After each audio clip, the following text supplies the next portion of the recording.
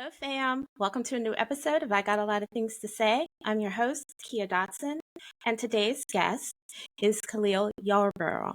He is running for the U.S. House of Representatives for the 5th District in Colorado. Calil, nice to Hey, have you. thanks for having me. I'm glad to be here. Yay! I'm so glad to have you. So, tell us more about why you decided to run for Congress.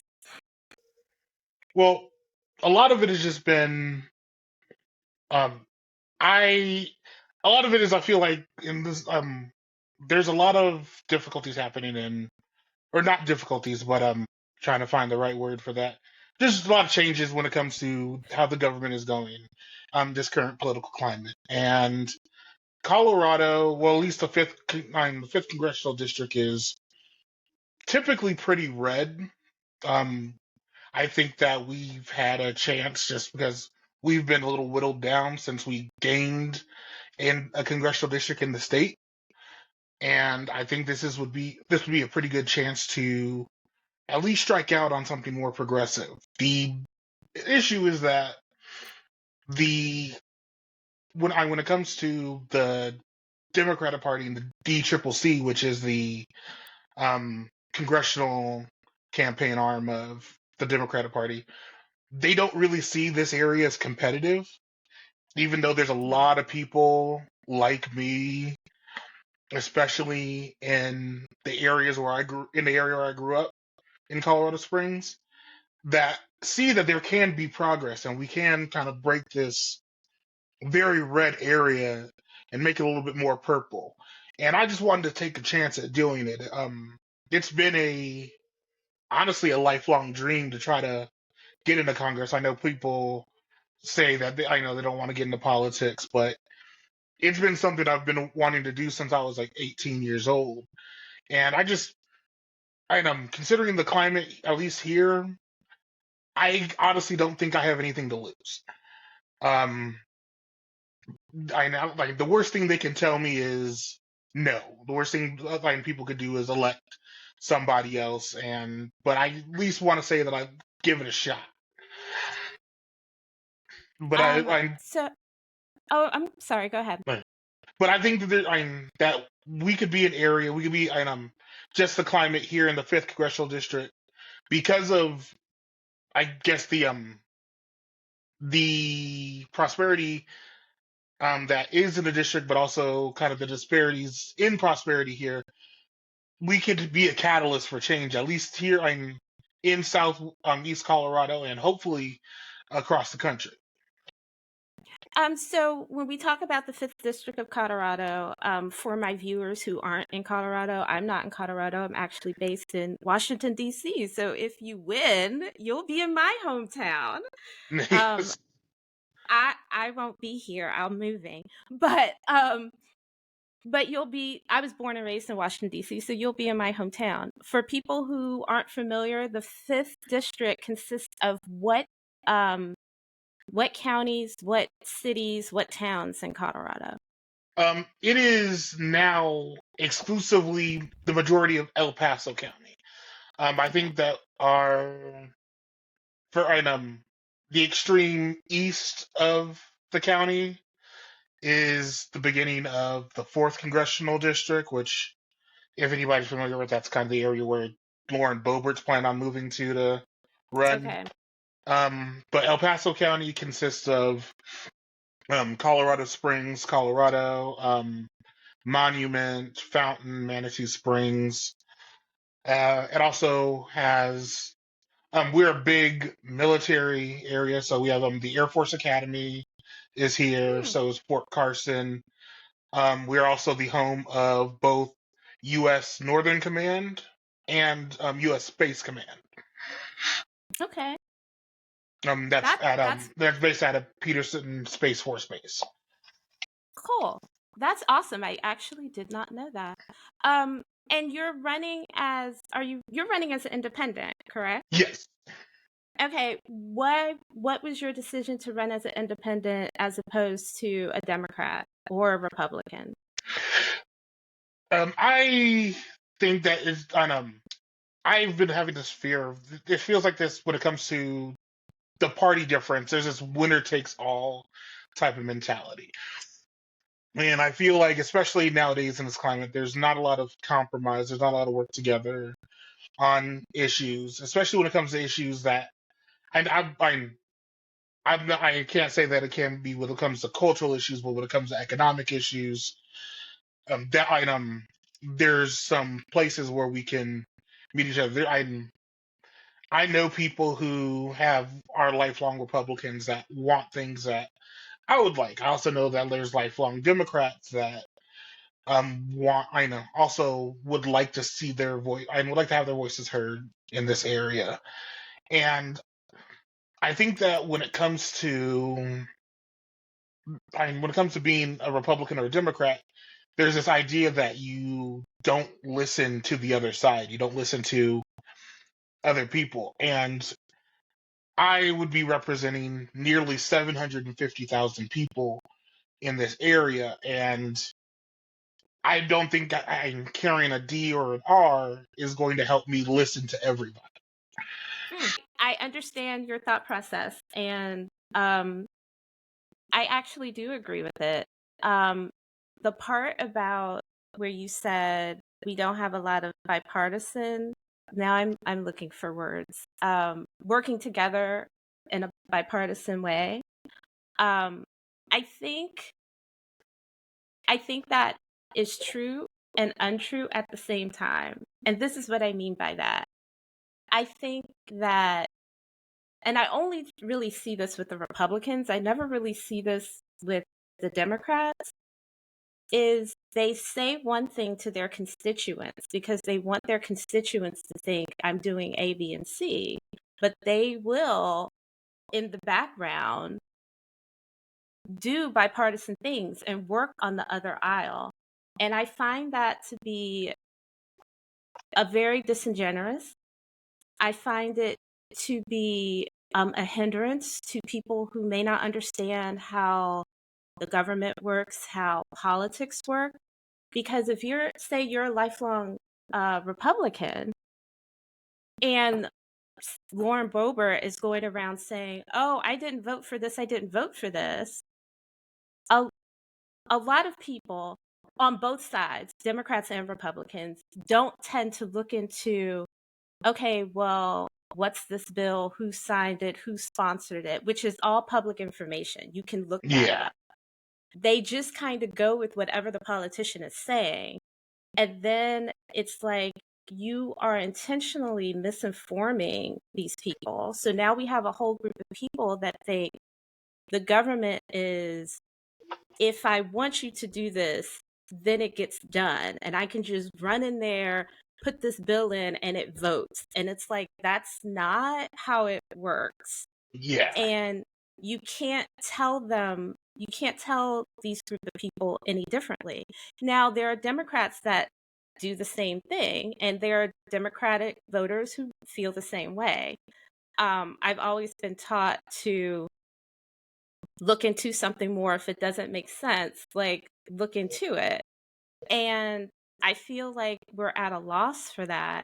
So I completely understand. I think it's a very good strategy to be, I'm not a Democrat or a Republican. I'm running as an independent because my job is to serve all of you, not just, and I don't want you to think that because I'm a Democrat, I'm only going to be doing things for Democrats or only doing things for Republicans, even though a lot of the programs and things that I feel Democrats champion and want to move forward would be something that's helpful for everybody.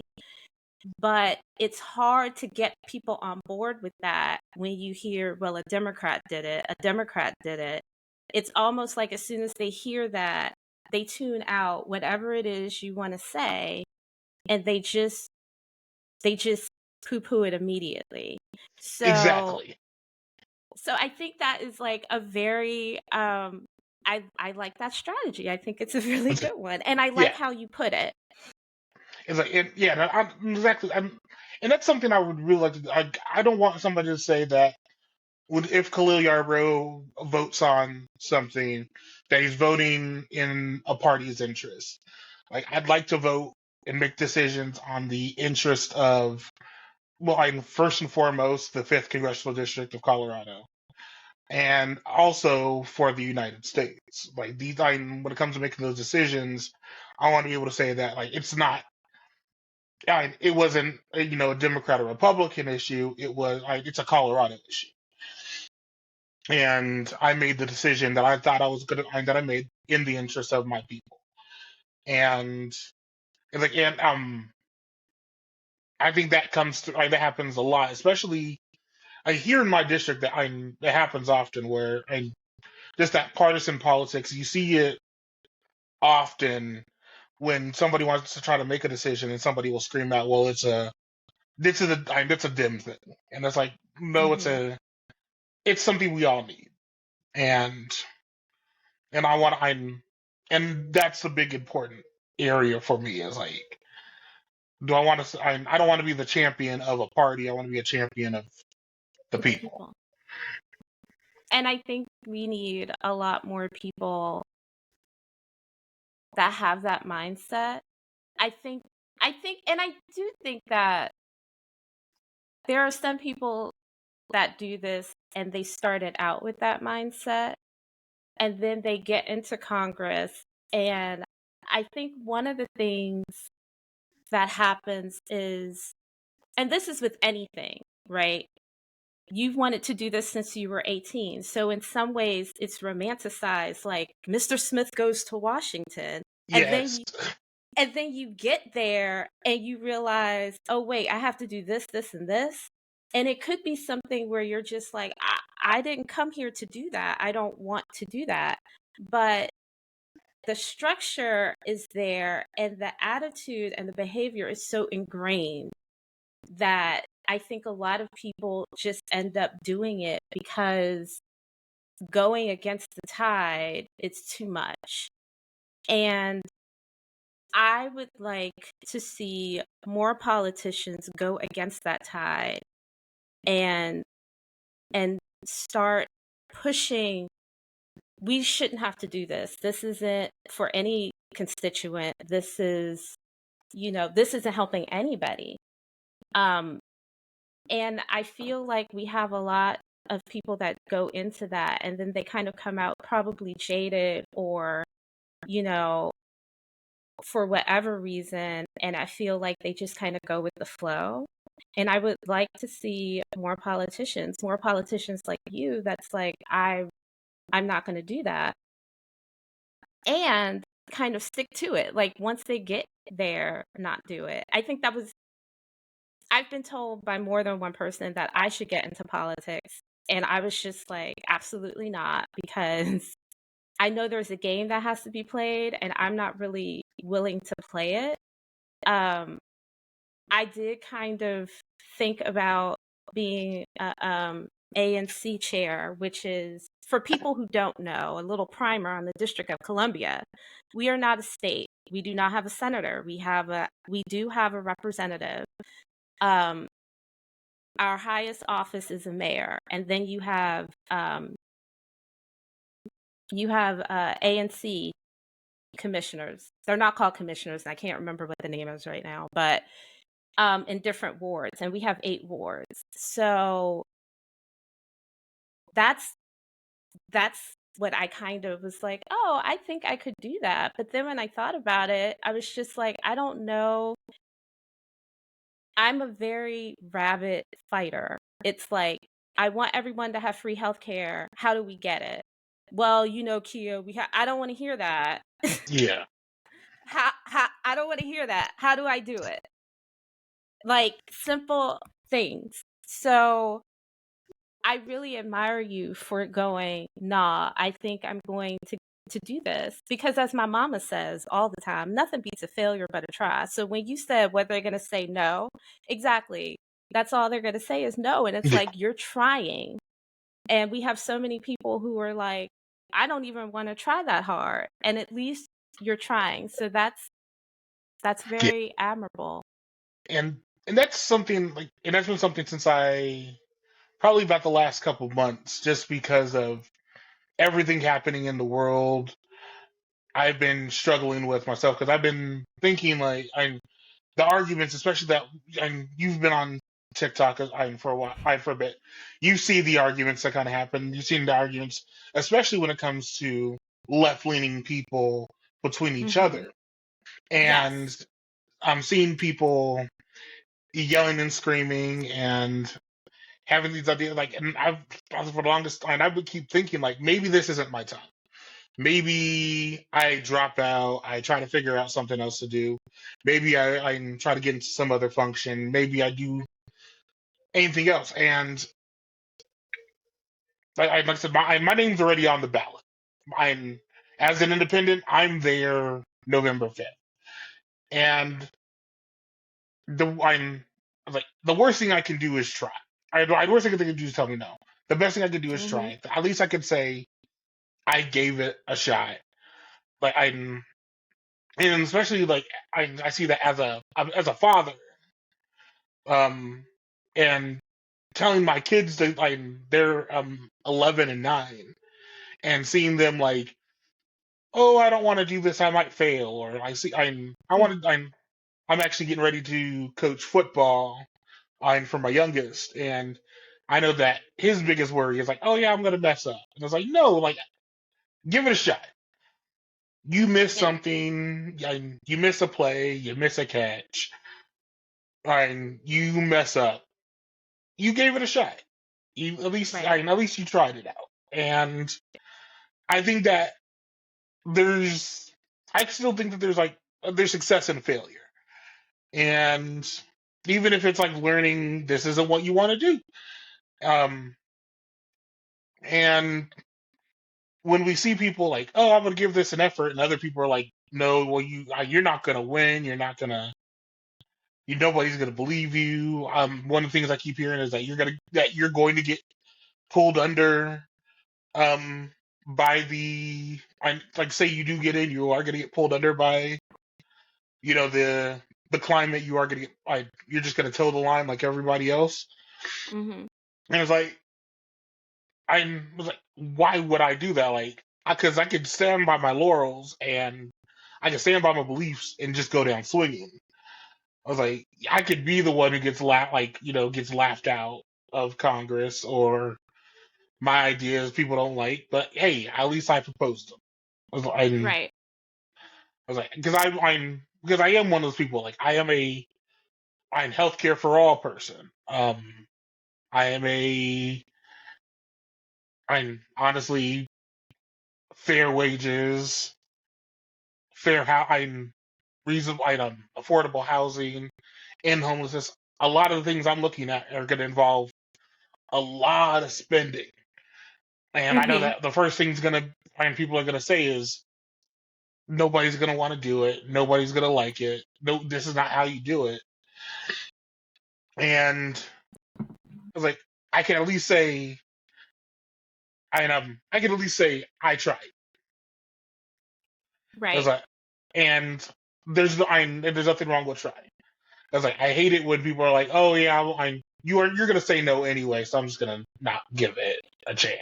And I think that, and I think that stems from our society thinking that in order for you to be successful, you have to win, Yes. and and you don't necessarily have to win. Like you said, there is success in failure.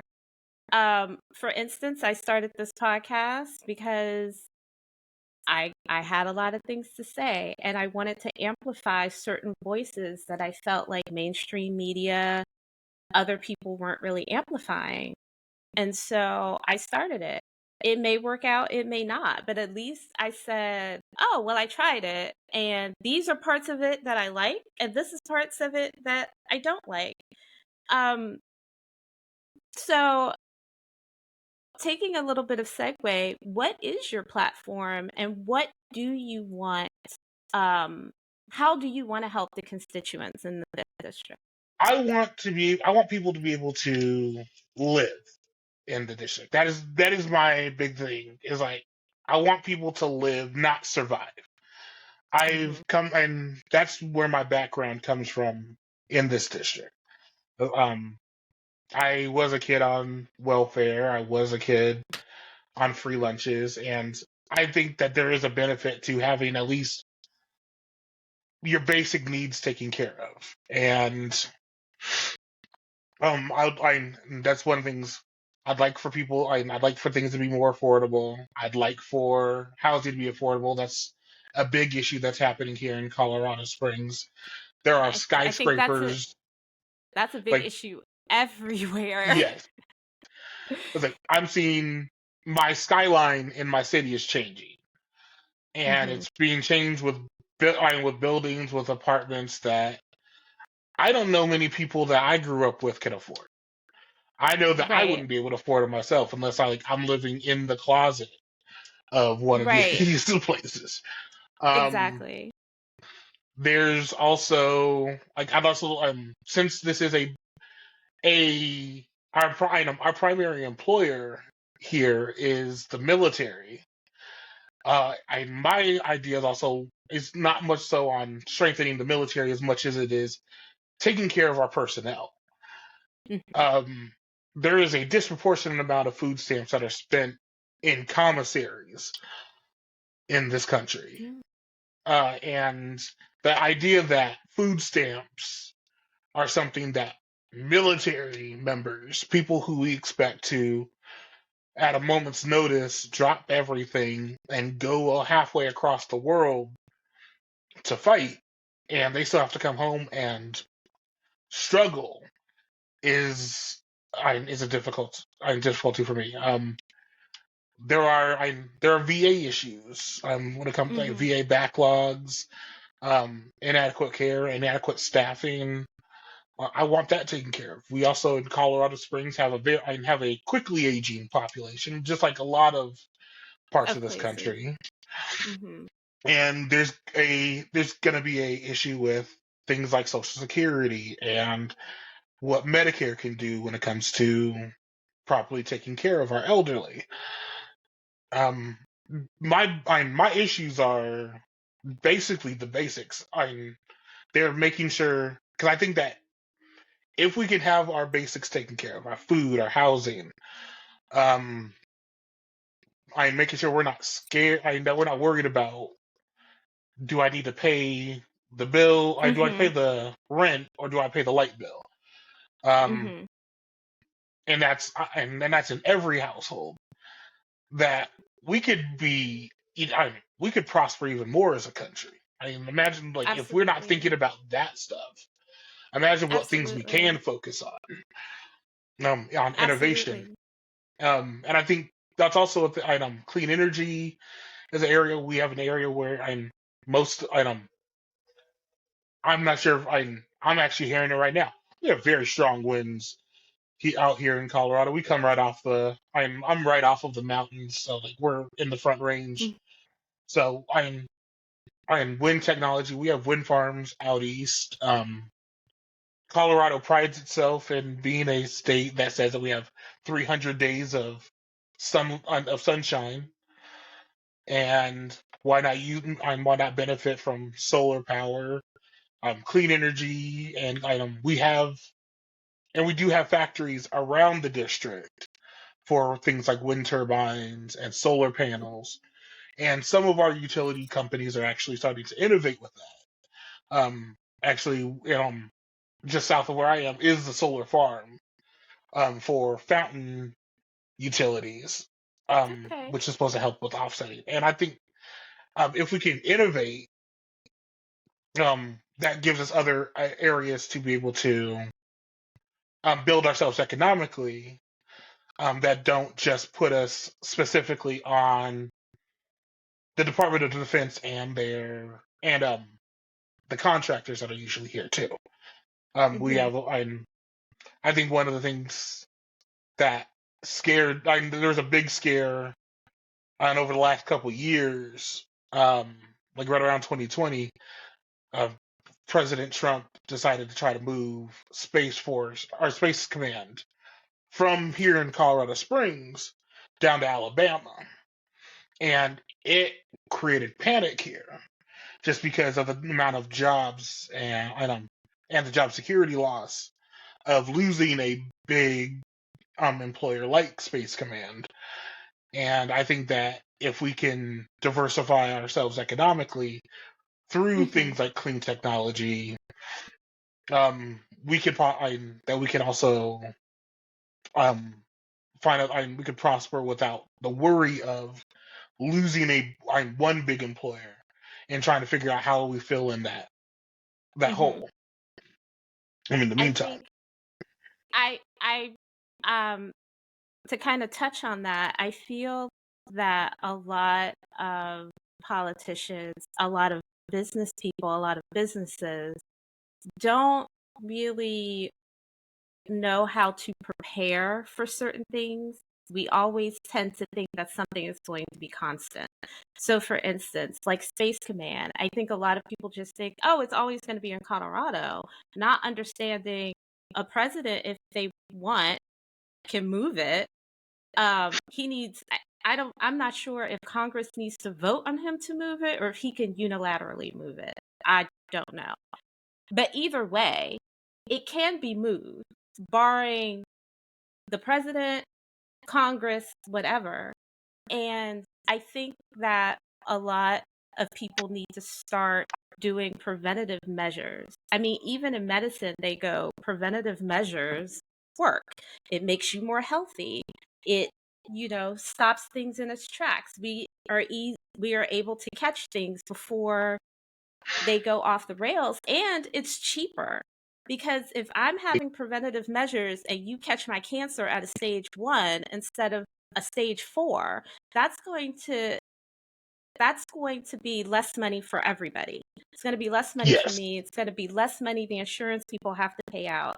It should be like that same rationale with jobs, with housing, with all of these other things. Like you said, if Space Command goes, that's jobs.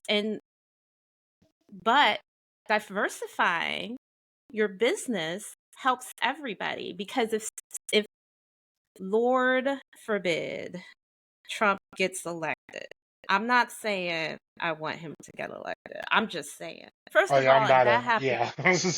First of all, if that happens, we're all fucked. I'm just sorry I cursed. This is a cursing this I'm is a cursing I, podcast. I'm good. I prior to the job that I have right now, I was a prison guard, so Cur- so I'm used to it. this is a cursing podcast. Like, we are all, most of us are screwed. Even a lot of the white people are screwed, and I don't think they understand that either. Like, unless you are 7 figures in and a cisgendered and a male, then they're coming after you too. And a lot of people aren't that. You're just not that. Yes, And exactly. and so, you know, but if, say he does and he moves it, what happens to Colorado then? You're not going to have jobs. Well, they're going to find a way to blame the other side, because that's another thing that seems to happen too. Yeah, Um, we're going to find a way to blame people that had nothing to do with it. Um, but it's like, okay, what happens? But if you try to diversify, it's like, yeah, this happened, but we have all of this. And some of the things that people would be doing in Space Command, I would think would also translate to a wind or solar farm. Would translate, you need engineers for all 3 of those places. yes, You need people to actually build the things for all 3 of these places. So the skill set can easily transfer, I think. I could be wrong, but um and I think that's very important. Um how do you feel about UBI, or universal basic income? I'd like to ask candidates this because um I personally feel that it's a good thing. It's almost like a part of having a safety net, so to speak, um, to get your needs met. So, how do you feel about that? And would you consider a bill to have universal basic income on a federal level? I would absolutely consider a UBI bill. I'm a strong believer in when it comes to taking care of people in all aspects. You're either gonna find something you're gonna have to pay now or pay later.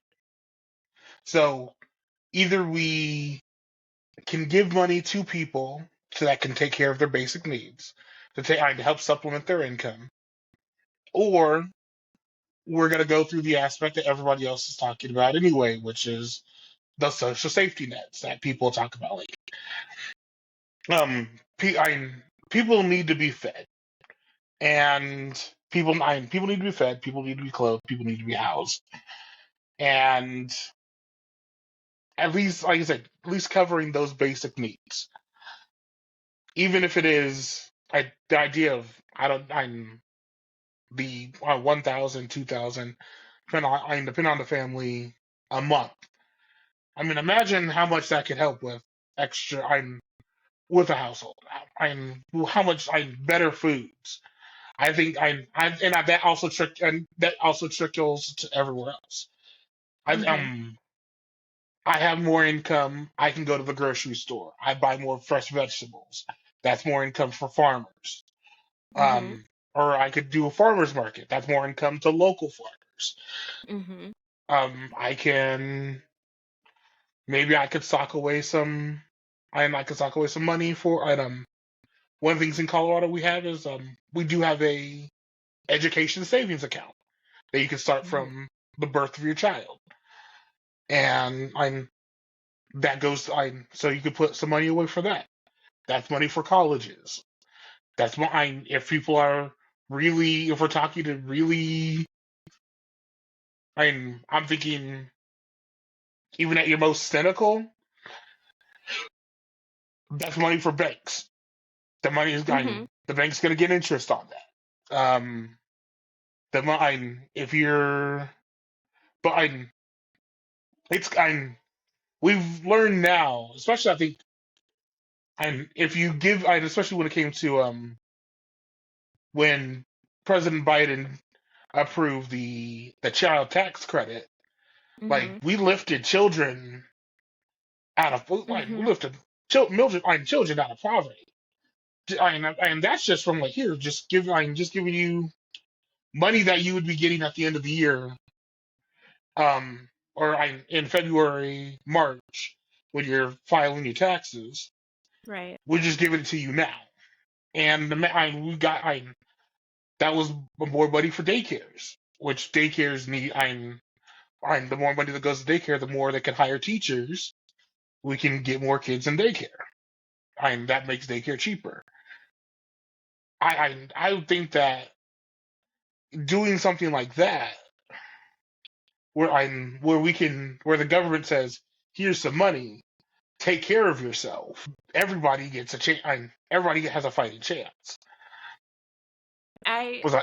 I agree. And so to what you were saying, um, when you lift the people with the less resources up, we all kind of get lifted up because it's not just um, costs will go down for certain things, but I also think crime will go down in a lot of places, because a lot of crime happens because of opportunity and people not having what they need.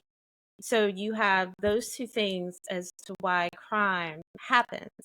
Well, if I have my needs met and I don't need anything, then I'm not going to commit this crime. Yeah, Um, Also, it um, a lot of times being worried about where my next meal is coming from leads to heart disease, leads to anxiety, leads to depression. And I know that there are a lot of people who feel like being poor is a moral failing, but being poor is not a moral failing. And because you are poor, that does not mean that I just have to sit here and work 24/7 because my employer decided not to pay me a living wage because the shareholders their money was more important than what you're giving me money for. And on the inverse of that too, if you pay me more, I might be more productive. Yes. I think I'm at the point of my life where I just feel like the last job I had, I did feel like they paid me enough. I was very, very fortunate, but I got laid off. But now I just feel like a lot of these jobs, you're not paying people enough to want to work for you in perpetuity, and two, to really care about your mission statement. Like, I'm here to pay my bills, not be invested in whatever this is. Like, I've never been invested in a job like that, mainly because a lot of times they didn't pay me. I may have been invested in the job because I liked my managers or I liked the people around me. And so, well, I want to do a good job as to not burden my team, or I want to do a good job as to not make more work for other people. But like, I wasn't getting paid enough to care. I was just like, I'm here to get a paycheck and that's it. Um, so I think you would see a lot more productivity if people didn't have to worry about their needs getting met. If Exactly. people could eat, that eating is food is brain food. So if I'm allowed, or if I can, not allowed, but if I can eat better food, if I have the time to prepare the better food, because all of that is intertwined. It's not so much being able to get the better food, it's also having the time to prepare the food. And I don't have time to prepare it if I'm working two jobs for $15 an hour. And while I'm happy some states increase their minimum wage to $15 an hour, it is still not enough to live on. Exactly. Like, I could not afford my apartment on $15 an hour. No one would give me an apartment for that. Exactly. And so it needs to be higher. Either something needs to be higher or something needs to be lower. Um, so let's see. Um, so your platform is really clean energy, healthcare for all, um, free. What about free college? Um, I'm for K through college being, and everything from K through college being taken care of. I I'm a person with a decent amount of student loan debt, and I still didn't even get my degree. Actually, I dropped out of college because I found out that my job. Yep, I found out that the job I was actually looking at doing, which my my the job I was where I was going to college for was I was a history major with a emphasis in secondary education. So my goal was to become. I wanted to be a high school teacher. high school teacher. Just because I'm one part was like I'm a know-it-all who likes to talk, who likes to share that information, but also the high school that I went to, Sierra High School here in Colorado Springs. I'm a local boy through and through. Um, I'm they are not, I'm people were I people they always had a rough reputation. We're that inner city school. Mm, Um, so like I wanted to go. My goal was to get my degree, go back to my high school, and and teach. be one of those and teach there. Be one of those people I know, and I know people who I know who taught at my high school. And unfortunately, I knew teachers who had second jobs. I knew teachers um who were on um government assistance. Not because nowhere near because of lack of effort. They were in their classrooms giving it their all every day, but because they didn't pay enough. When I Hmm. was going through and actually starting I was getting to go into my um, the beginning parts of my teaching program, which I'm just like the education basics. And part of it was like looking at the teaching environment, talking to school, I'm looking at school board meetings, but also looking at income for teachers. And um, they were below most of the other jobs I could have gotten just without with just my associates. Mm-hmm. You talk about the bachelor's, I'm a bachelor's, a bachelor level work, plus one of the things that you have to do as a teacher, at least here in Colorado, was you have to put in um, a whole semester as a student teacher. So not only are you Mm-hmm. not getting paid, you're literally paying a full term of school Right. To to do a go job that to you're do a job. the job. Mm-hmm. I was an elementary education major for a very short period of time, and I didn't get to the part where the whole semester I had to teach, but I had to do pre-practicums where part of my grade I had to go into a classroom and do that. So I'm a little bit familiar with it. I too did not receive my degree. Um, I dropped out for mental health issues after I think I had like a year left, and I just said I'm not. Um, but I was one of those people that Biden's student debt cancellation plan helped. I got my loans completely forgiven in August and was shocked because I was one of those, you've been paying for 20 years and it's still this amount. And we're Yeah, thinking you probably can't pay it off. So we're just going to pay it off for you. It was like, thanks, because I wasn't going to pay it ever. I was just going to put them in deferment until I died. So I'm glad you did that. Um, but I'm one of those many people that has helped. Um, and that's one thing that um, I I thank Biden for. Um, I am a registered Democrat. I've voted in national elections. I tend to vote Democrat. In local elections, I tend to vote more for who is going to do the best job, not just for me, but for everyone in my ward because I'm just one person. Um, I am very, I don't know how to feel about this upcoming election.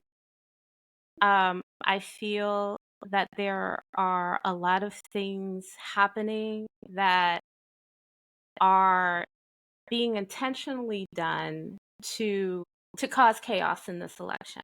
I am not someone who tries to tell people who to vote for. I'm trying to be someone who gives more information so you can be a more informed voter.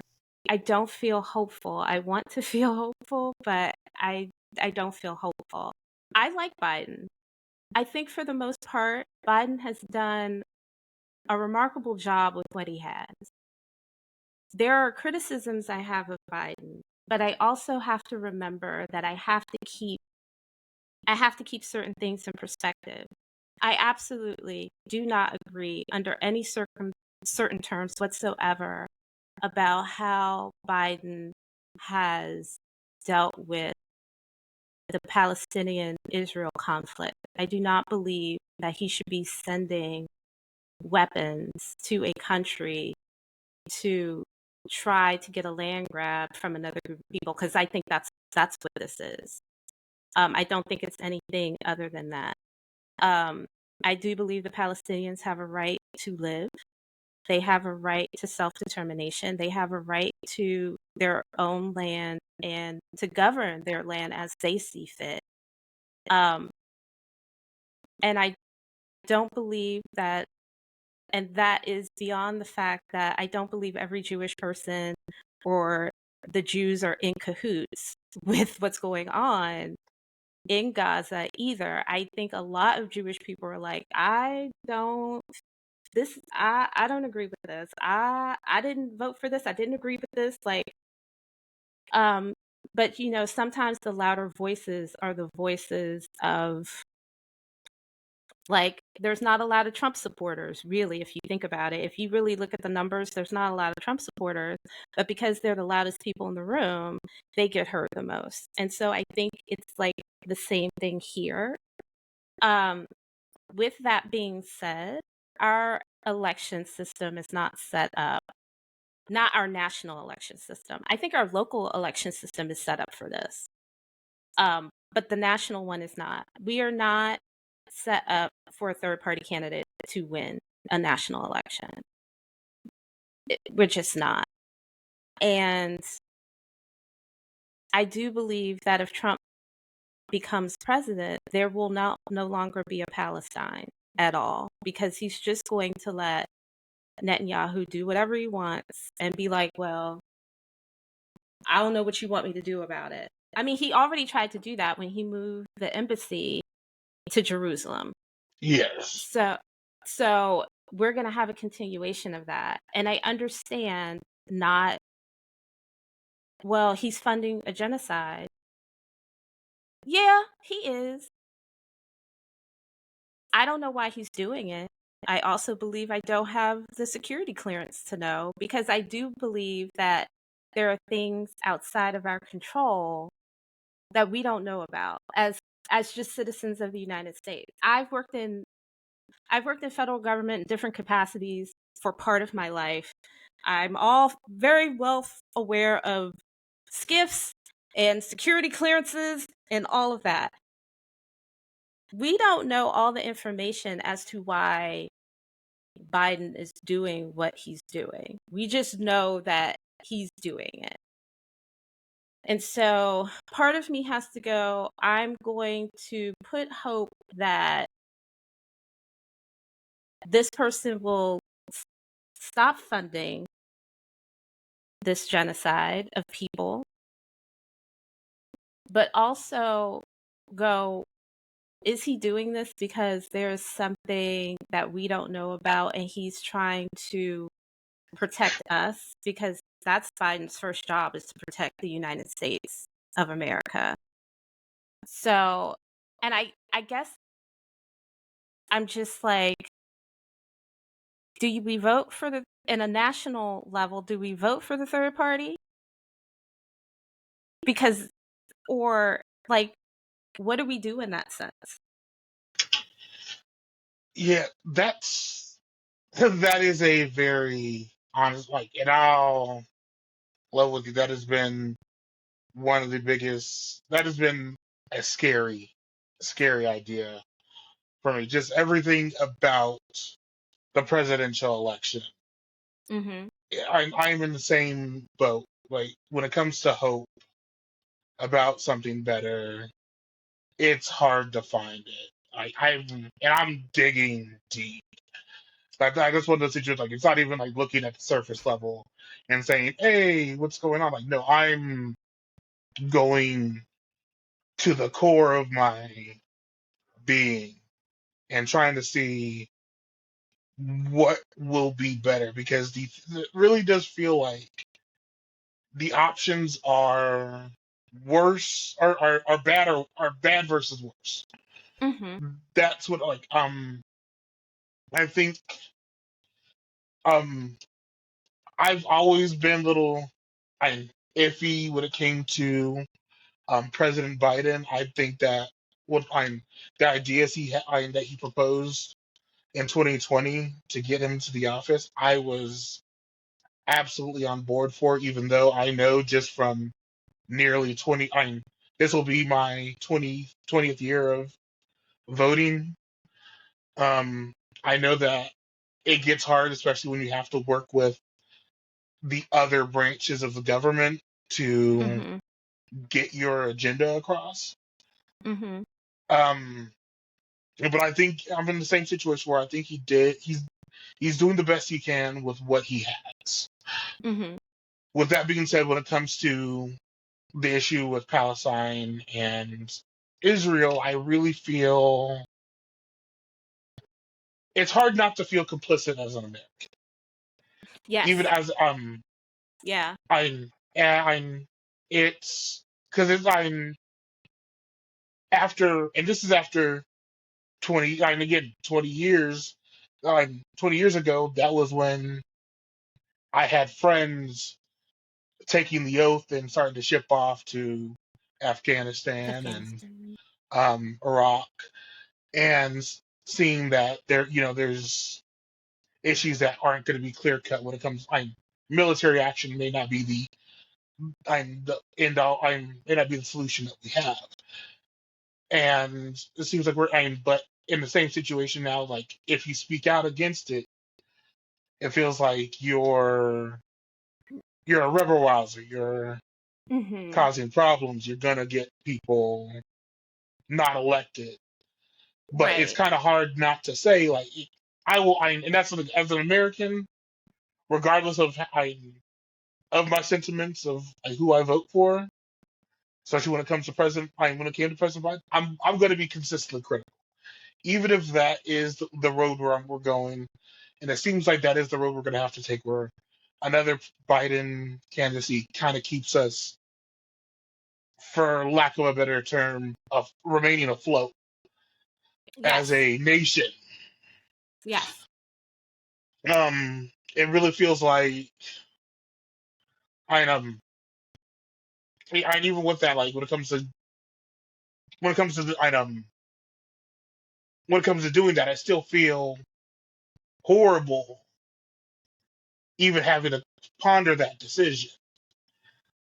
Um, I'm this is not the road I was hoping to take in 2020. I don't think this was anyone's road that they Um, thought they were going to take in 2024. And I like think part of it was we were expecting for the DOJ to really, okay, get in, let's go after Trump. And that's kind of not what happened, because I felt like if they had done it as soon as they got into office, we may have seen a different candidate for 2024 instead of Trump. I think we would have done something different. And I also believe that a lot of these Republicans, the majority of the Republicans, do not want this man as their nominee. Not the congressmen, not the senators, not the Republican voters. For whatever reason, this man has a hold on the entire party, and he is perfectly okay with that party exploding or imploding on itself in order to keep him out of jail because he did illegal things. And I feel like the DOJ's hesitance because, well, he's the president. Okay, but he's not the president anymore. He's now a private citizen. Well, we've never done that before. Okay, there's a first time for everything. yeah, We did do it before, but the president resigned and then the other president pardoned him. So this whole we've never done this before, we actually did.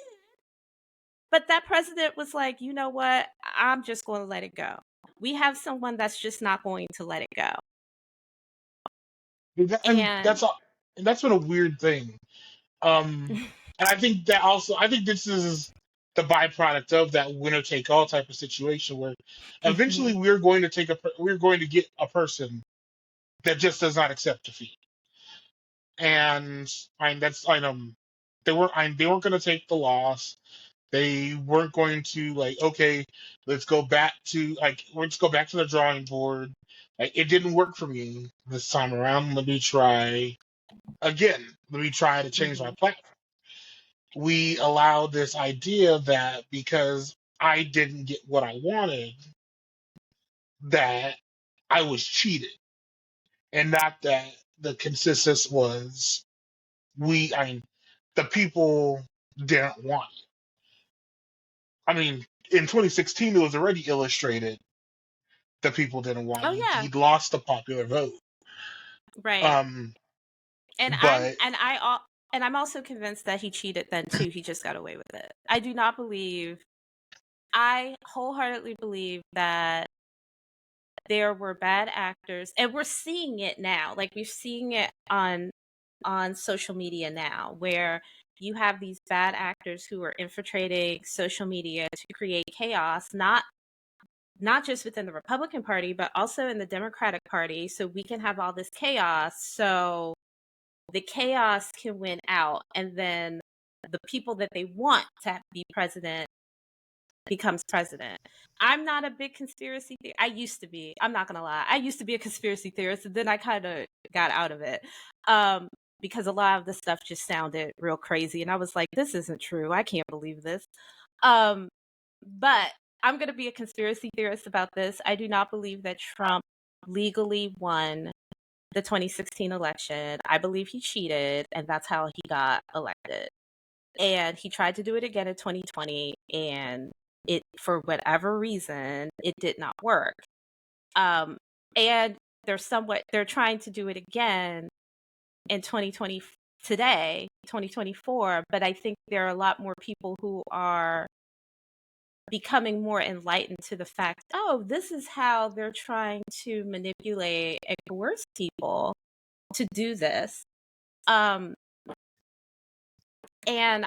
I feel you about the bad. I feel like it's between bad and worse. And so what do you tell someone who's like, well, what are the two options, bad or worse? What do I do?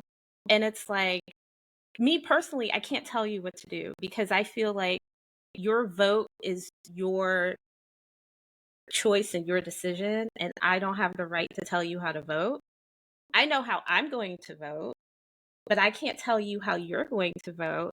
And while I may believe that it's cutting your nose off to spite your face to do a third party candidate at this juncture, I understand why people want to do that, if that makes sense. Yeah. Like, I completely understand why you want to, because I too feel complicit in this whole thing with Israel and Palestine. Like, I feel like, you know, am I somehow not responsible, but I'm somehow allowing this to happen.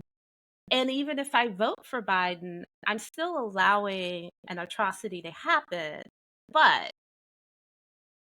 if Biden is reelected, can our voices be strong enough for him to be like, you know what? I got reelected, but these people is really mad about this whole Palestine thing. So maybe we need to do something different. And I say that because I see inklings of that now, where our voices have been heard. People are listening. But like I said before, there's information that we are not privy to because we don't have the security clearance for it. And so Yeah. he has that information that we don't have, but he's also listening to us going, you need to stop this, you need a ceasefire. And I think that's an incredible position to be put in as a fallible human being, to go, I have these group of people that don't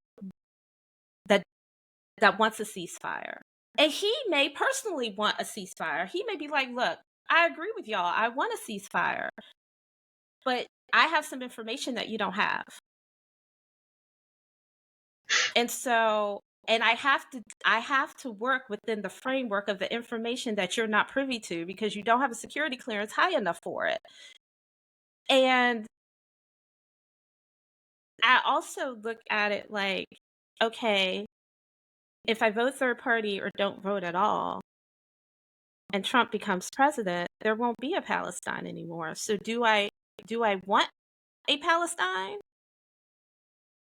to still exist and people still fight, or do I not want Palestine to exist at all? I personally want Palestine to exist.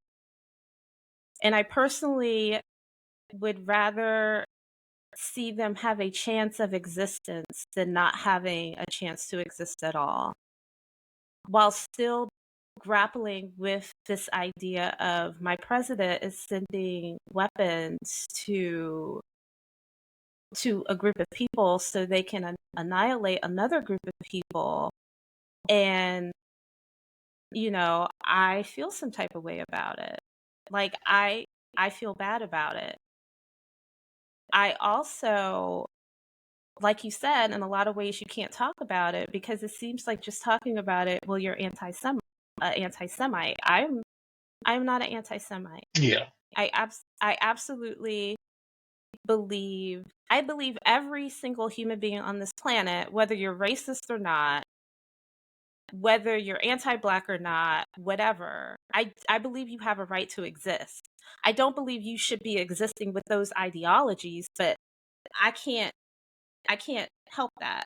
And I want you to exist and have your right to exist because I believe everybody has a right to exist. So me saying that I believe everyone has a right to exist does not make me anti anything, but it's like Yeah, we're in a hellscape and we can't get out. exactly. It really does feel like that. And honestly, like, and when it comes to like, it's really weird. I'm like, when it comes to my idea, when it comes to Israel and Palestine, like, I think, yeah, I was like, I think we're in a situation where we have no choice but to allow Israel to exist. We've already created the nation the nation that is Israel, but we cannot be complicit and um contributing to one nation Yeah. marginalizing a completely different group, and then and allowing them to be wiped out. Um I think a ceasefire is the starting point, because I think people are like, Oh, absolutely. ceasefire. I think people are like, ceasefire and we're good. Like, no, No, ceasefire stops the killing. that's the bare I'm, minimum. The yeah, that ceasefire is the is the bare. bare minimum.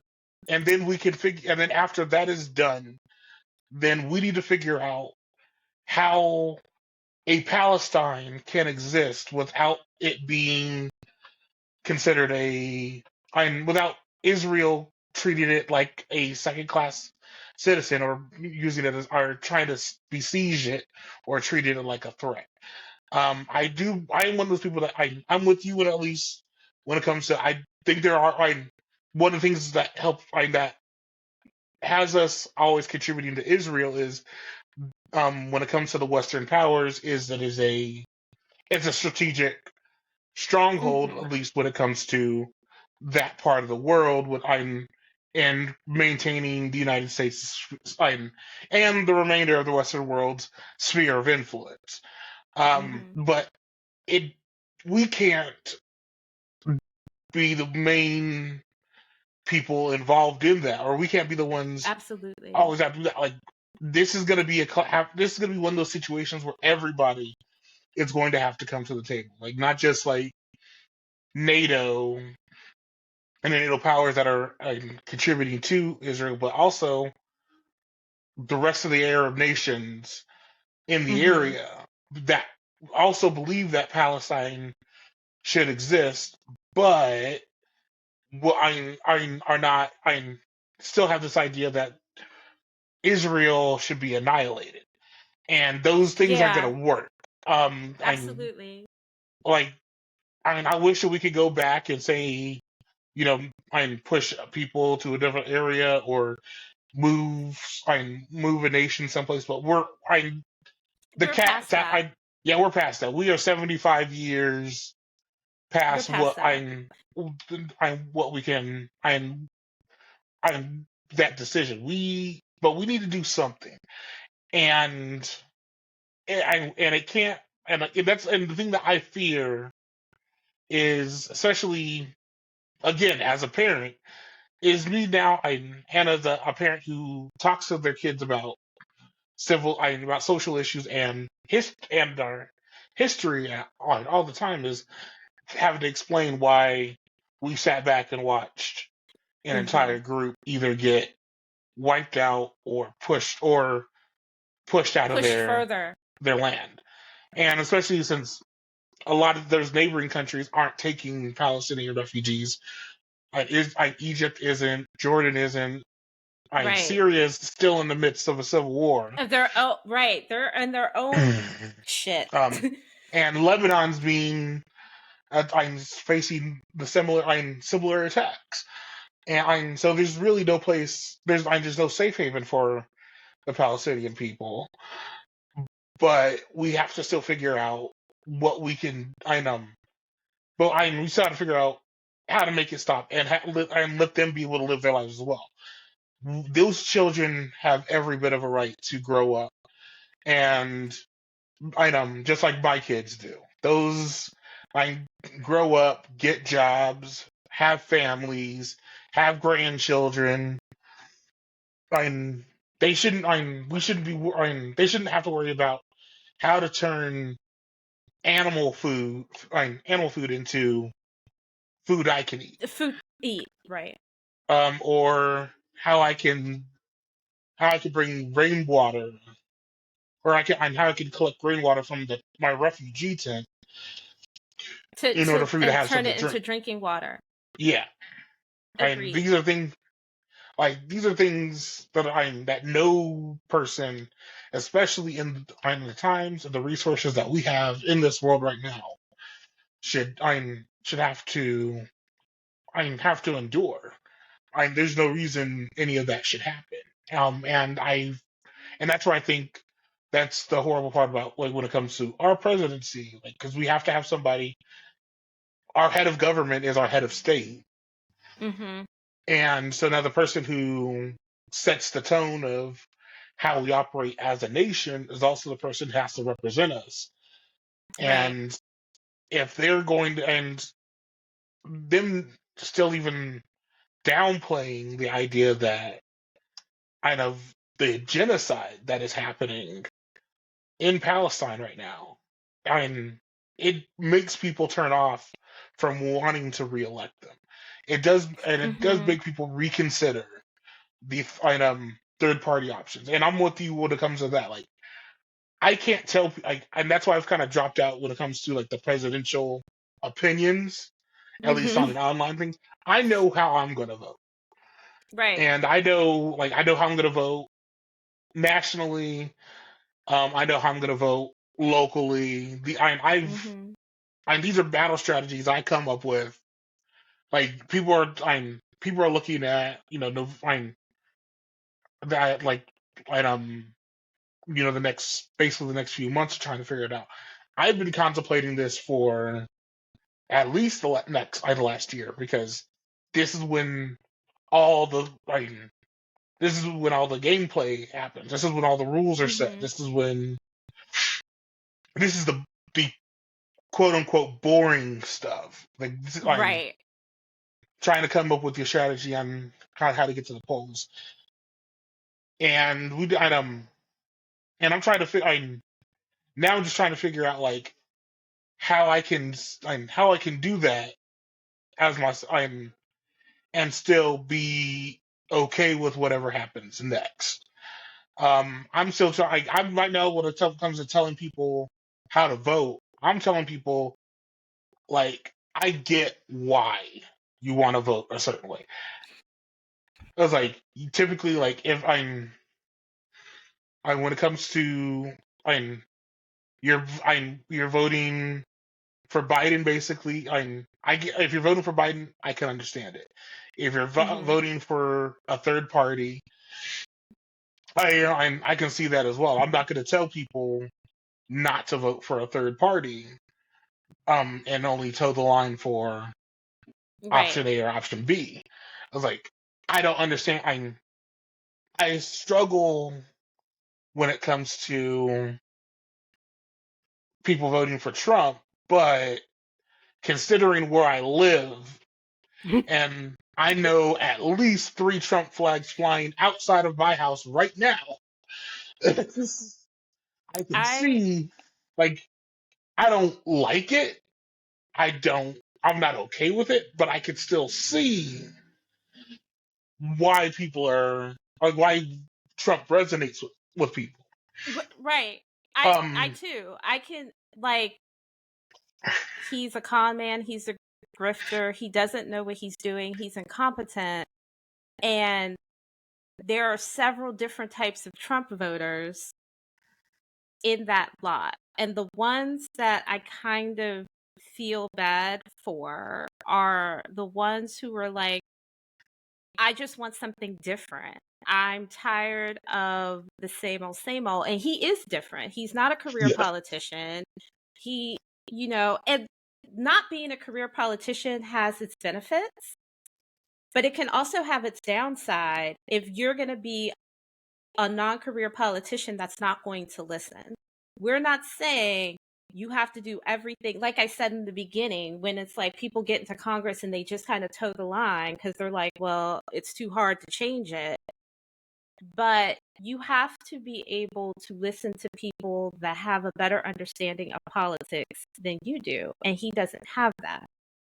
And he came in thinking, I'm going to run this like the Trump org, which is what, a big money grab anyway. Like he treated yeah, it like his own personal piggy bank.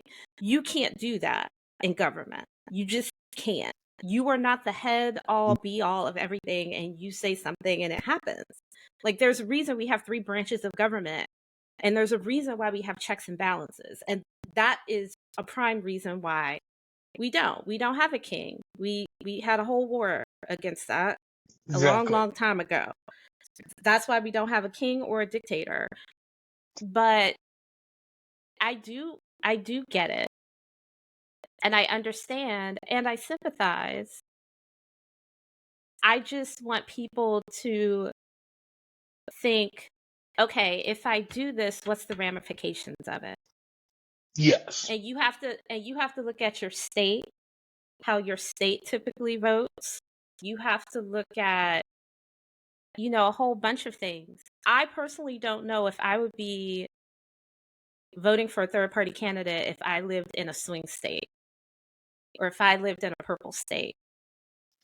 I live in a very solid Democrat area. It's not a state, but I live in a solidly Democratic area. yeah, Theoretically, if I wanted to, I could vote for a third party candidate and know that we're going to turn blue anyway. And I'm moving to another solidly blue state too, where I could go to that state and do the same thing. And I have to vote for more people because then there's the mayor and the governor and all of that, which I'm not used to government. I'm not used to voting for a governor. But, you know, it's still like I could theoretically vote for a third party candidate there and know that someone's going to kind of cancel my vote out. Um, but I just want people to really sit down and think, if I vote for a third party candidate, first of all, where is this third party candidate getting their money from? Because that's one thing you need to be looking at. You should do that for everybody, whether it's Democrat, Independent, Republican. First, see where the money is coming from. Secondly, once I see where the money's coming from, sit back and think, now why would this candidate be taking this money from this particular group of people? And exactly. look at where that money is also going to other campaigns. That's the first thing.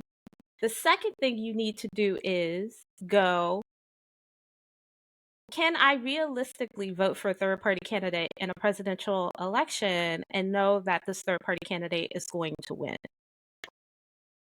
Now, if you don't like how our national elections are done, one of the things you do is you vote locally and you vote for candidates that want to change that.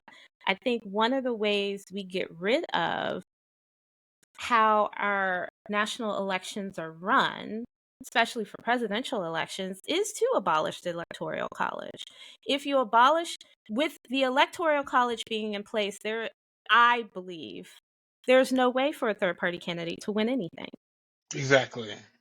So if you abolish the Electoral College, you have a better chance of really, okay, I'm gonna vote for this third party candidate, and this third party candidate has the support, and this third party candidate could probably win. So that's the thing that we first need to start looking at and talking about, because you have to start from the bottom up, not the other way around. Yeah, Reagan If Reagan taught us anything, it's that trickle down does not work. Exactly. It's like it is all I think I've talked about it. I've mentioned it in I did a TikTok. Basically, I said like you start from you don't build a house from the roof down. You build a house from the foundation up. From the And so yeah, foundation. you start with that. You start with your local elections. I know that that's huge here in Colorado. One of the things we're actually looking at here is that's actually looking at coming up on this year's ballot is going to rank choice when it comes to primaries, which then means you're not looking at the at so far extreme people and trying to figure out which way you have to do it. Everybody has to earn their spot. Right. Um, I think that yeah, electoral college, yeah, that's not designed to let any person aside from the top two candidates or the top two parties Right. because the Democrats and Republicans were not always the are one and two historically. We've had other parties just in the past, but those were. But it's always going to be that major party number one, major party Mhm. number two, Coke, Mhm. Pepsi. Like Pepsi. there's no room for RC Cola. Right. Um, there's like it's I we're, like these are I don't like that aspect. So we are a very diverse nation. There are Mhm. 300 million plus here with differing ideas and different item and on sitting on different parts of the social political scale and to have to make decisions on on just basically two hardline groups and see where those two hardline and where those groups sit, whether they're starting to lean towards the right, both because even the Democratic Party is starting to slide. They're just right of they're right of left at this point. Yeah. Um, They they're are. item, but and being able to listen to everybody on that because then we'd be able to make decisions that would actually go towards the benefit of the majority of the people. There, Mhm. ideas of people looked at. We're looking at that stuff in real time right now. Right. When it comes to things like abortion, the majority of the country is um is for some Abortion. yeah it's for abortion. They're pro-choice. Like if you don't want an abortion, just don't get Just one. don't get one. Mhm. But leave those decisions up to the people to the person making that choice. Right. But we ignore that. When we look at things like when it comes to gun control, a majority of this country is looking at is in favor of some form of stronger gun control. Things like background tougher background checks, um, magazine capacity, things waiting periods, things of that Mhm. just the simple not trying to roll into somebody's house and but we listen to people who scream about they're gonna come into our house and take all And of our take our weapons. guns. Right. And when it's honestly when the honest aspect is no, we just think it is way too easy for somebody to walk in to a gun shop or a hunting A gun or a sporting goods store or a and gun show. yep and just buy one and they can be ready to go that day. Mhm. And these are like we don't have if you're looking at listen at bringing in other voices to help contribute.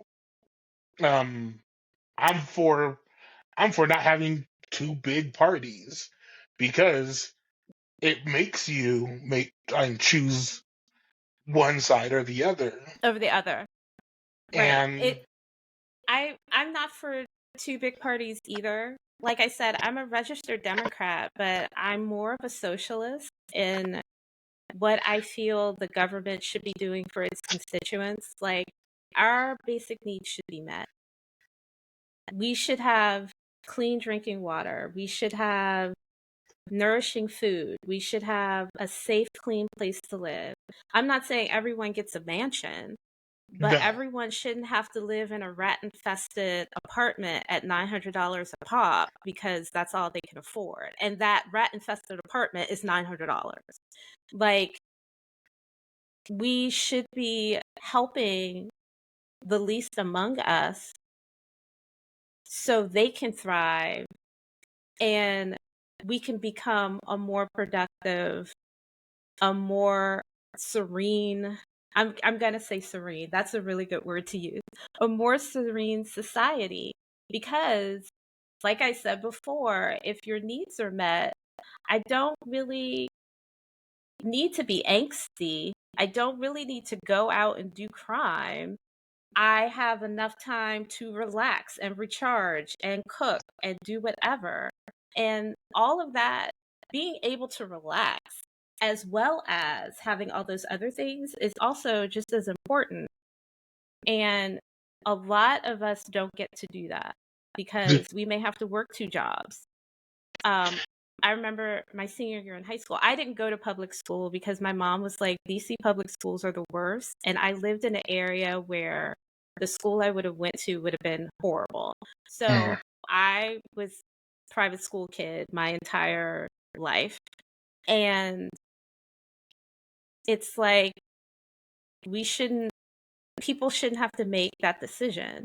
Like, my mother didn't have the money to put me in private school. She just did. So my senior year in high school, she worked three jobs. My mother shouldn't have had to work three jobs to make sure that she paid tuition, she paid the mortgage, she paid her utilities. And then senior year, prom, graduation, like, there's so many other things tacked on to that.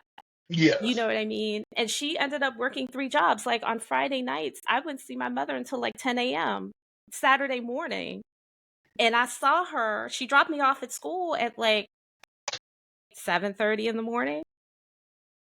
And I didn't see her until 10 a.m. Saturday because she did her first job, and then she did her second job, and then she did her third job. And it's like, no one should have to live like that. Exactly. And I'm just saying, my mom was the same way. My mom worked two jobs. One of those jobs being a state government job. So My you mom think was that, federal government. One of her jobs was federal government yeah. job. And like, so yeah, we were like, she's paying. And so she was working two jobs to pay the bills, and there would be actual times where like I may have seen her in passing, and um, and that's and that was like that was like that put a strain in the relationship I have with her. You know, you understand as an adult now, like you're doing it when you survive it. As a kid, you're just seeing, oh My mom my my mom's mom's not not there, there, and the and only I time need I'd her. ever see her is when I'd get in trouble at school. And she wasn't pleased to see me, but it was the only time. It was the only time there was an actual talk. Was when Right. I was getting dressed down for acting out at school. Um, but that was kids shouldn't have to deal with that. Right. Parents shouldn't have to deal with that. Um, Absolutely. it was like Because it's you like need time to parent. it was like, and that's where I think that's a lot of where that I think that motivation work in the government comes from. Like, I know what it's like to not have to not grow up with money. I know what it's like to live off of welfare and food stamps. I know what it's like to not have money to pay your student loans, to not be able to finish your college because it's too expensive, to try to figure out I'm trying to figure out how you're going to be able to take care of your kid while you're trying to work. Um, how your work is going to affect you when your kid is sick or in trouble. Or like I've had situations where I've had to borrow money because I didn't know if I was going to be able to, because I didn't know if I was going to be able to pay my rent, or if I Right. paid my rent, how am I going to put food in the fridge? Right. Um, and I don't want another generation of that. I don't want my kids to deal with that, or the next generation, or the current. I'm just kids right now. That I Nobody should. Right. And for people who are, because I'll say this because also one of the things that's one of the groups that's big in my city, so it's Colorado Springs, is that we're the evangelical capital of the world. We are the home of Focus on the Family. Oh. Um, yes, my work office was just a block away from them. And, there's the ideas when it comes to culture wars and, looking out for children or pro-life. And the true things that are looking out for children and pro-life are looking out for them economically, I'm Hmm. looking out for them health, on their health, looking out for, if you don't want abortions, make sure women have the money that they don't have. And statistically, the majority of the women who are getting abortions are women who have to make the tough choice. They have kids already, or I'm not gonna say the majority, but I'll say that there are women that have kids already. They can't afford them. Right. And Um, not only that, but they're married too. And yes, I don't think a lot of pro-life people want to talk about them, but a lot of women, because I'm not going to say the majority either, but a lot of women who get abortions are married with more than one child. And they're just like, either having another child will financially decimate my family, or having this child could literally kill me for whatever reason. And exactly, that's why I am doing it. And we have to start getting that messaging out there instead of like this. So I went to Catholic school. I'm also Catholic. So, that's like the mothership of pro life is the Catholic Church. And the same things that they were telling me when I was in Catholic school, oh, women are making bad choices, blah, blah, blah. First of all, a woman can't get pregnant without a man. So let's exactly, start there. And two, people don't just tra la la skip down to the Planned Parenthood and say, hey, I want an abortion, and then go to the beach after. Like, you know, the range of why people get abortions are vast, and their attitudes and feelings about it is vast. All I know is it's none of my business because it's not impacting me and I don't need one. So I don't care how you feel about it. People can feel relieved and happy. That's a valid reason. After having an exactly, abortion, people can feel sad and upset. That's also a valid emotion to have after having an abortion. All I know is that their emotion on their abortion and their abortion is none of my business and I don't care. exactly. And that's why it's not. Yeah, it's like it's none of my business. Whether that's me as a person or me as a politician, like those are tough choices that I don't even want to be in the same room with people. And I have been in the same room. I've had a significant other who's made that decision, and like it isn't. It's not a flippant thing. It's not like I'm gonna, you know I'm 8 a.m. gonna go get brunch, 10 p.m. Planned Parenthood Right. abortion, Right. like I'm 5 or 3 p.m. going shopping. Like Right. it is a it is a tough decision that has had to be made, that's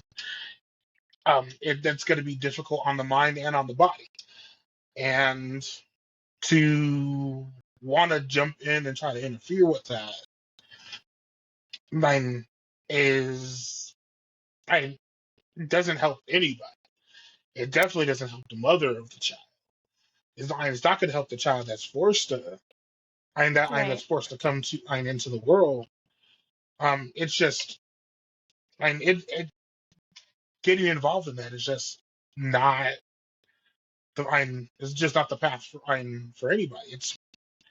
I'll say that right off the bat. Like it's none of my business on it. I'm definitely I'm taking like I would definitely I'm make sure that they have the safety and security to do so, and make sure that we have the aspects built into and have the items built into this world to make sure that every decision is made, or every possibility has been thought of before they make that decision.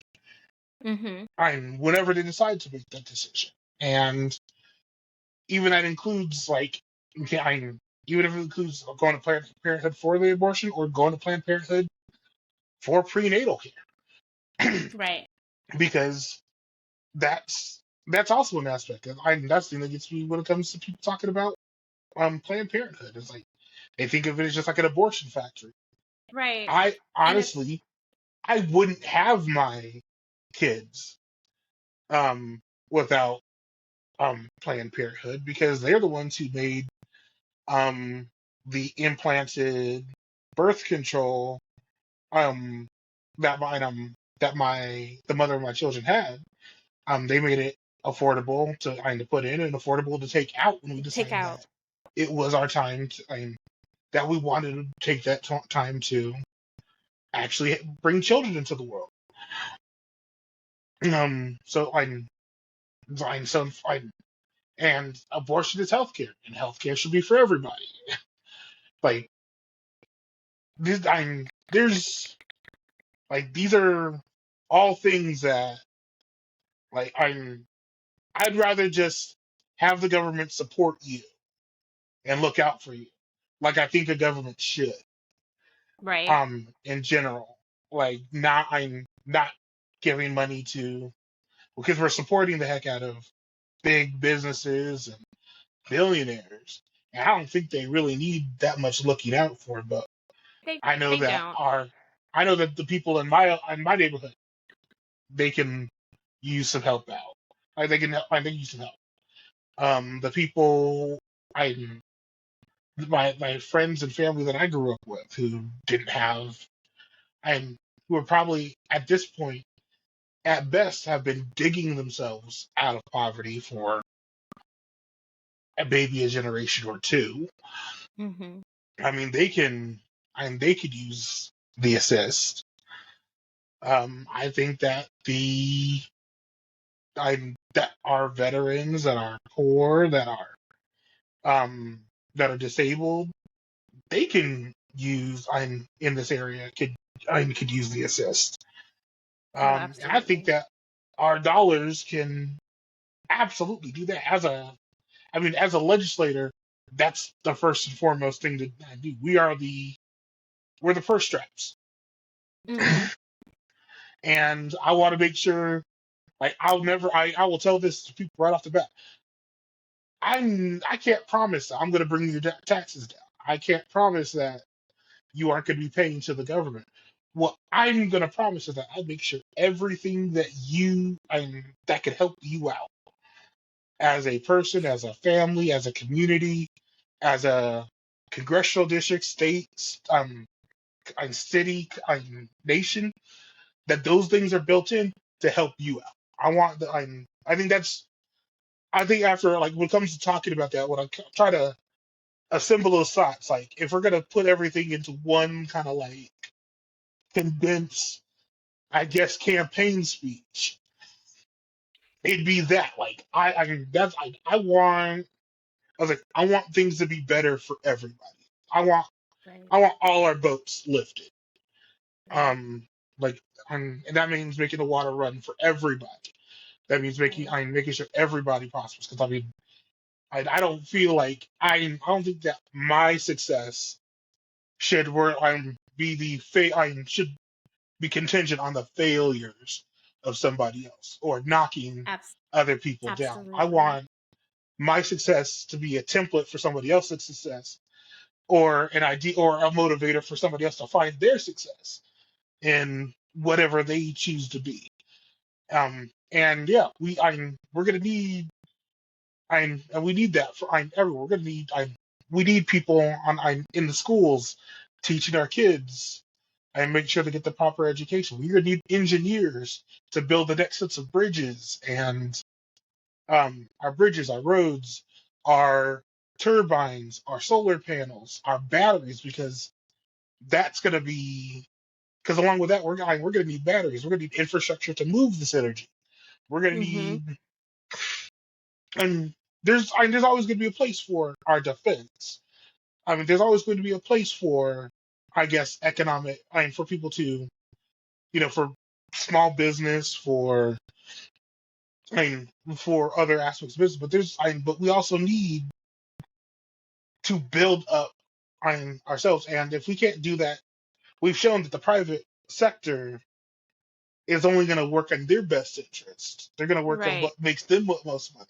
And a lot of times those are not aligned with what the What government, what the nation needs. And exactly. I want us to be able to provide that. Like I want that to be taken care of. I know people I got a kid who wants to be an aerospace engineer. Um, they want to reach. She wants to reach for the stars, and I need. But I want to make sure that the ground is good for her. Right. Before she goes for those Before she goes stars. before she goes up there. I agree, and I think this was a very great note to end on. So one last thing. If people want to donate to your campaign, is there a way for us to donate to your campaign? Right now I am very bare bones. So like Okay. I have my on my so I have a link tree on my main TikTok and my Okay. main Instagram. And on there, which is sci-fi fifths, CYFIFTHS. Okay. Two is my main. Um, there is a Cash App there. I also have a Crowd Pack. Okay. Pack is just a grassroots personal action I know political action committee. So basically, you can raise money for me. I've raised all of $3 Well, so far. we're gonna get that. We're gonna try to get that a little bit higher than $3. And if people are really looking forward to it, March 7th is my birthday. So if you really want to give me a birthday present, I'm getting me it's like getting me there would be an awesome thing. Um, I'm trying. This is like a really like when I say grassroots campaign, very grassroots. Um, there are no PACs. There are no. There are no private donors. It is me. Goldman Sachs isn't funding your campaign, or No Goldman Sachs. okay. No, no one. I am. It is me. It is me in my rental house in like on the outskirts of Colorado Springs on a it's like on a 5-year-old desk. It's like this is my that also works as my workstation. And all great campaigns have to start somewhere. I completely agree with that sentiment. Calil, it's been great having you on. Thank you so much for stopping by. And please, we're going to have you on again as the election time ramps up so we can keep people abreast on your campaign. And I can't vote for you because I don't live in the 5th District of Colorado, but I'll be more than happy to get the word out on your candidacy. Thank you so much. And honestly, it has been an honor coming here. You're my first campaign interview. this is my This is honestly the first time I think I've actually talked about me for so long. So, And it's funny because you're my first political candidate on the show, and the first time I've talked about politics really on the show, and you're coming behind the heels of, I'll have next week a political pundit who worked with the Obama White House. So um, it's all like coming together. this is It's awesome. all I coming am. together. Um, Fam, I hope you enjoyed this episode with Colorado's 5th District U.S. House of Representatives candidate, Calil Yarbrough. Come back next time. Have a great day. Bye.